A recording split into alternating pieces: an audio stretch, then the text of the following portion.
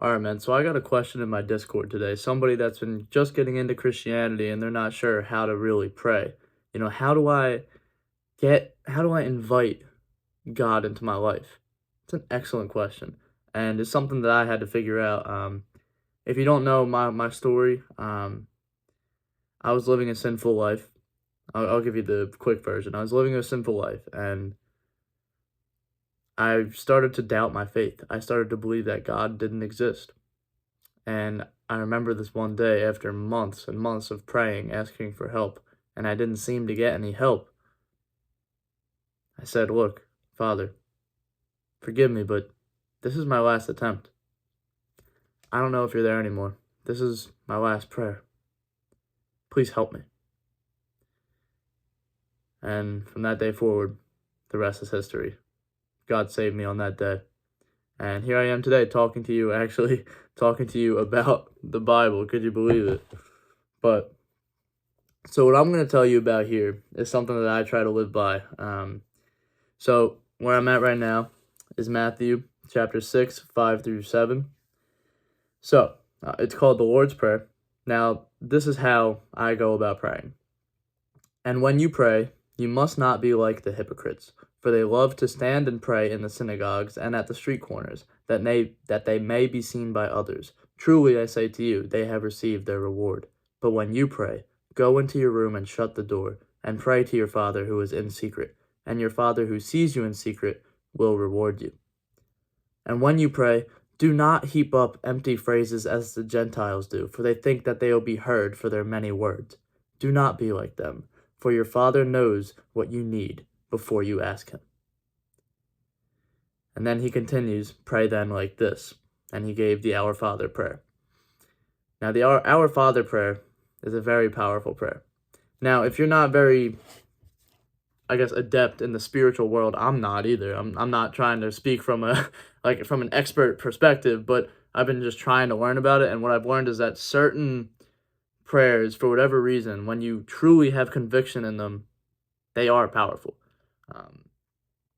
So the Our Father, I say that a lot. That's my favorite prayer because that's the one Jesus told us to say. So if you're going to listen to anybody on what to pray about, it's probably Christ. So that's what I listen. That's the advice that I adhere to. Now, I found this to be very interesting. This part right here. It's verse 7. "And when you pray, do not heap up empty phrases as the Gentiles do, for they think that they will be heard for their many words.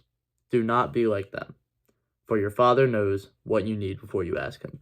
So you may be wondering, well, okay, because I was wondering the same thing. If God already knows what you need before you ask him, why should you pray at all? It's a very good question. Well, if we were to turn, I don't remember the exact page. Once again, I'm still learning myself. I'm trying my best here.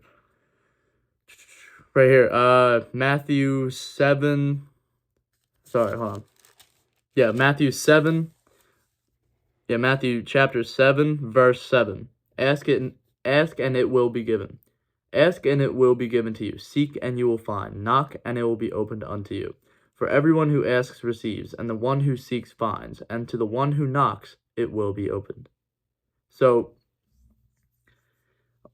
this really taught me, so this isn't trying to say God is like a vending machine, like, oh, he's just going to give you whatever you want. But no, if you talk to God, right? Let's say somebody's trying to get inside your house because they're a friend of yours.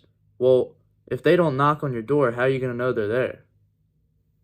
Right? It's the same thing with God. If you want God to be in your life, you can't just expect him to come to you. You got to walk up to his door. You got to walk up to his house and knock. And don't try to break in through the door. Knock, and the door shall be opened unto you. There's no fast way to get into his house. You can't break in. God can only accept you in. And guess what? There's no big threshold like you have to be perfect to be let into God's house. If you had to be perfect to get into God's house, you would never get in. I would never get in. Nobody would get in. But you see why God gave us Christ is that he bridged the gap between us and God.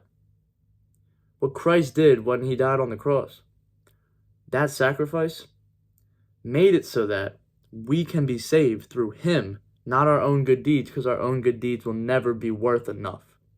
They're never enough. No matter how much of a good person you are, unfortunately, it's nothing compared to how great God is.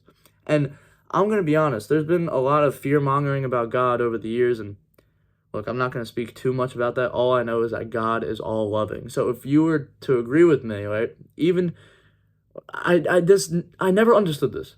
People will say, oh yes, God is all-loving, and he's all-powerful, and he's perfect. So then why are you saying that he's going to spite people and he's going to hurt people? Right? Like, I don't know. If you want a relationship with God, he is open arms to it. He wants you. He wants you. And going back to how to pray, I don't know how to say all the big words and I'm not fancy with my prayers. Lord knows, right? But I think it's more important to have a dialogue. I like to take pauses when I pray, just to see if God wants to give me a thought, tell me something. Because I would be foolish to do all the talking. If I wanted to learn how to make a lot of money, for example, and I had an interview with a really rich billionaire, would I be the one talking to him the whole time and just saying, oh, you know what I've learned about money so far is that, oh, well, if you want to get better at sales, you could... I'll be wasting my time. Let's say I had 1 hour to talk with him. It's gone.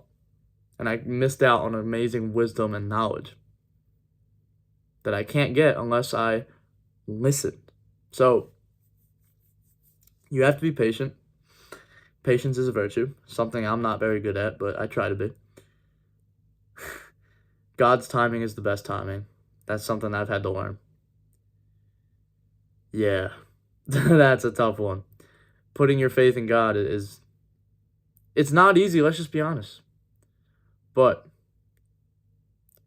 you realize it's the only way to go, because while it may not be easy, he makes everything possible. He gives you life. He gives you energy. And he fills that void that we all have in our hearts.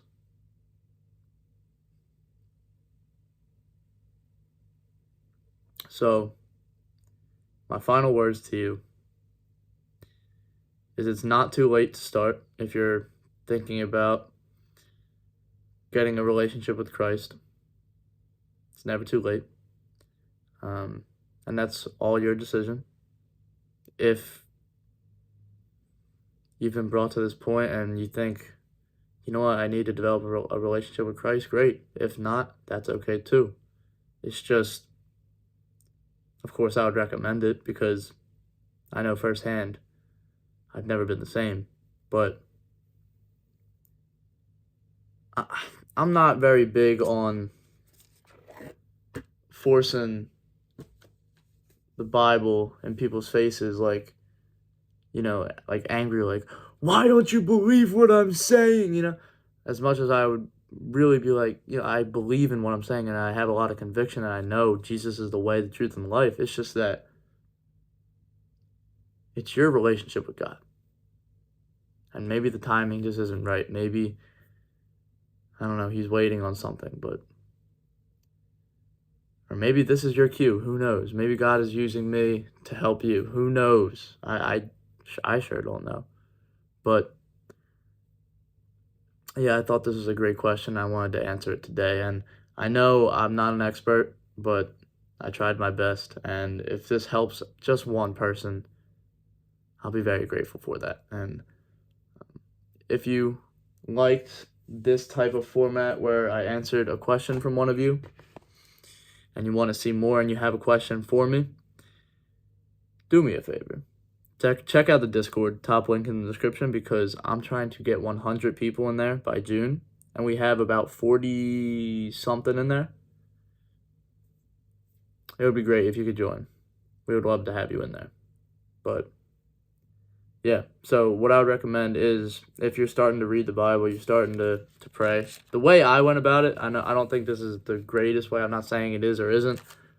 I just started with the New Testament. Well, I actually read Genesis first, but I started with the New Testament, and I read the entire Gospel according to Matthew, and now I'm on the Gospel of Mark, or the Gospel according to Mark.